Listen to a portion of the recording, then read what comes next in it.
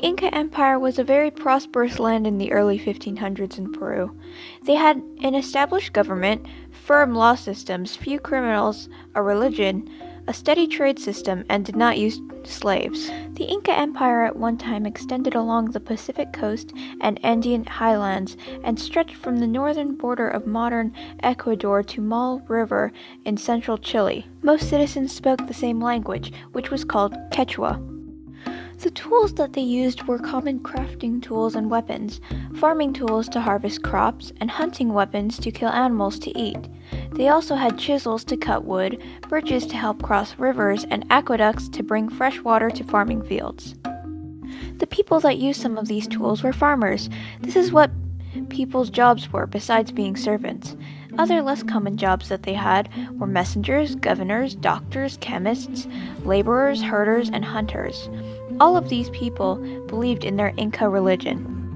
At this time, the Inca religion was essentially a mixture of a few different things: complicated ceremonies, practices, various forms of belief that different objects had different magical properties, and the worship of nature. One of their main festivals that has lasted to this day, called Inti Raymi, is even based around the sun, which is why it is also called the Festival of the Sun. The religion was also an integral part of the farming process as well. People performed rituals, songs, and sacrifices to try and appease the gods. Examples included sacrificing llamas or guinea pigs, along with a type of mildly alcoholic, fermented beer-like drink called chicha. In the time of the ancient Incas, women were relatively powerless. They had to always serve their husband in whatever way he saw fit. There was also a special type of job, if you could even call it that, for especially talented or pretty females called chosen women. Chosen women were girls, typically around 10 years of age, selected for their looks or talent. Some were sacrificed, but others were given a formal education so that they could work as teachers or in temples. Their government style was a monarchy, which meant that they were ruled by emperors, called Tuan Tin Suyu. It was relatively efficient and had extremely harsh punishments and laws, which resulted in very little criminal activity as stated before. The government was very efficient in upholding the law for their big population, which was around 10 million people. The Inca economy was moneyless. They had a reciprocity. Goods were exchanged for labor and vice versa. The emperor would often reward imperial officials with jewelry, textiles, weapons, land, and livestock. Commoners working on projects for the government also were rewarded, but with food and clothing instead of riches. The Inca government also provided feasts in exchange for labor. The Inca diet primarily consisted of vegetables and fruits, as meat was reserved for special occasions. A popular drink was called chicha, which was also used during the farming process as a sacrifice. Basically, the Spanish conquest boiled down was Spain colonizing the Americas, spreading Christianity, and taking gold from various places, including Peru. This guy named Pizarro, he's going to be important, is in Spain, in his impoverished community, and then the soldiers exploring the New World, the Americas, come back and have all these cool new treasures. Whoa, welcome back, fellas. How was the trip? It was tough, but I managed to get some gold jewelry. Those sure are cool, buddy. Sure are cool. But they're mine, so hands off and get your own. And that's exactly what Pizarro did. He set sail, crossing oceans, and eventually landing in the Americas, where he would scope out the land and spread smallpox, influenza, typhus, measles, and all kinds of nasties to the indigenous population. After a few expeditions, he was like, "This place rocks, man," and went back to Spain in 1529 to get permission from the monarchs to conquer Peru. After he got approved, he gathered a troop of a few hundred men and went off to South America. They brought metal armor and weapons, European crops, new animals, cannons, and firearms. The Spanish also actually arrived during the Civil War, which is kind of beneficial for them in the whole conquering aspect. The emperor had just died, and his sons were in a power dispute over who got the control. When the Spanish actually made the move to take over, the empire was already in shambles, with the general population frolicking in diseases and the power dispute still ripe as ever. With the Spanish's superior weaponry and firearms, the future of the Inca Empire was looking grim. Atahualpa did end up winning the civil war, besting his brother and becoming emperor. The Spanish conquistadors, however, were only interested in getting the Incas to convert to Christianity. The emperor, Atahualpa, even acted hospitably towards the conquerors, giving them cups of chicha. The Spanish refused and started listing off demands, such as the Incas recognizing King Charles I of Spain as their monarch. But the emperor understandably asked them to leave, which offended the conquistadors, who responded by attacking Atahualpa's army, who were not prepared and scantily armed, and taking the emperor captive. 3,000 men were killed in just little over half an hour. It was a massacre. The emperor was later killed as well, even after giving up the ransom the Spanish asked for. A member of the Spanish conquerors, Huáscar, was assassinated during this time, and Atahualpa was blamed for his death, as the Spanish needed something as an excuse to execute the emperor. The Spanish also went down along the coasts and killed the Inca for no reasons. Hundreds were killed, and the Spanish always held the upper hand of having better weapons and technology, and the Incas were just unprepared with dealing with this new foe. Eventually, the Spanish did succeed in taking over, but it took them nearly 40 years. After the Spanish started their conquest, the Incas started making written records in fear that their culture would be wiped out entirely in the next assault, as all of their culture was preserved through oral traditions and stories passed down through the generations. Although no new tools were introduced after the Spanish conquest, there were some that became more common over time. Before their contact with European explorers, the Inca would use farming tools, chisels, and ramps.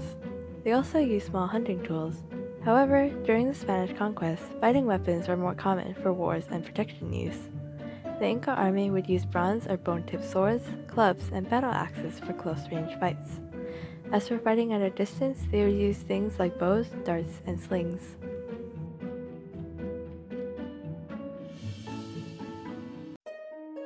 The beliefs of the Inca people were changed drastically by the Spanish invading their territory. The conquistadors forcefully converted all of the Inca people to become Christians. They did this because they thought that the Inca religion was heretical and that it was the devil's work. The two religions were very diverse after all, the reason being that Christians were monotheistic while the Inca people were not.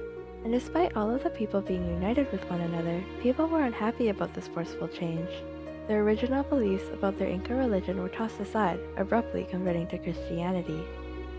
Minor features of the old Inca religion managed to work its way into Christianity, an example being holidays such as Christmas and Capac Raimi being around the same time, and with festivities like dancing and the drinking of chicha. The Inca language, Quechua, has fortunately been able to survive to this day. Back during the Spanish conquest, some of the Spanish conquistadors adopted the language just to be able to communicate to the Inca people. They did this as a way to help convert the Inca people to become Christian. Even now, Quechua is widely spoken. About 8 million people from places like Peru, Bolivia, and Ecuador speak it. Interpreters were also used to help communication flow more smoothly. The size of the Inca population decreased immensely after the Spanish conquest. It was the introduction of European diseases that played a big role. Many other diseases and sicknesses were factors that killed a countless number of Inca people.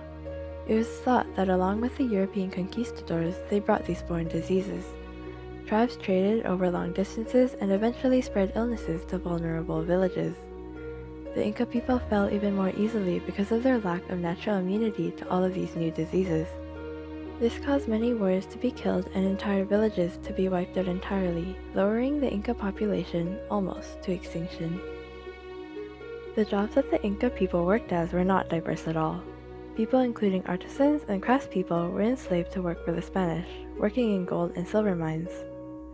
Not being paid at all, the Inca people basically spent their days mining money for the Spanish. Enslaved men usually worked as agents and servants, while women usually worked as domestics, helping with cleaning and such, and as concubines. All of these Inca slaves, women or men, were treated with no respect at all by the Spanish.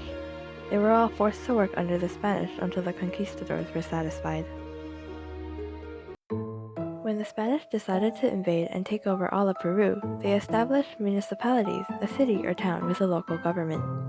They did this a few years after they had killed the last Inca emperor. This new system allowed for easier trade and communication with other Spanish territories. The Spanish split up Peru into smaller sections, each separated territory having a leader. This was in 1534 CE. About 20 years later, in 1554 CE, the Spanish managed to integrate a colonial government throughout the Inca Empire. Ultimately, the negatives just outweighed the goods. They converted the population to Christianity by force, and even if it united the people, it doesn't mean it was all that great. The Inca did weave in some of their traditional celebrations into Christianity though, such as Capac Raimi, which is celebrated around Christmas. The Europeans also introduced new crops such as wheat, but the Inca farmers still preferred to grow their own traditional crops such as beans and potatoes. Well, of course, all of that is fine and dandy. The Spanish tried introducing new ideas that weren't received well. Fine, right? Well, that also is backed up by the Spanish enslaving and slaughtering a lot of the population. The Spanish, being people from a very disease-infected place, brought along some of their new diseases when they came to do their conquest. This followed the intense decrease in the Inca population and their traditions. Even though there was such a small amount of Inca people, their culture did manage to survive. Even though all of these events resulted in a very negative impact on the Inca society, the little things that thrived throughout the years lessened the harsh impact on the Inca people. It had such a big impact because it entirely changed the way that the Inca people lived, if they even survived through the mass deaths of their people. Overall, the new Spanish conquistadors had a huge impact on the Inca people, so big that they were a contributing factor as to why the empire fell.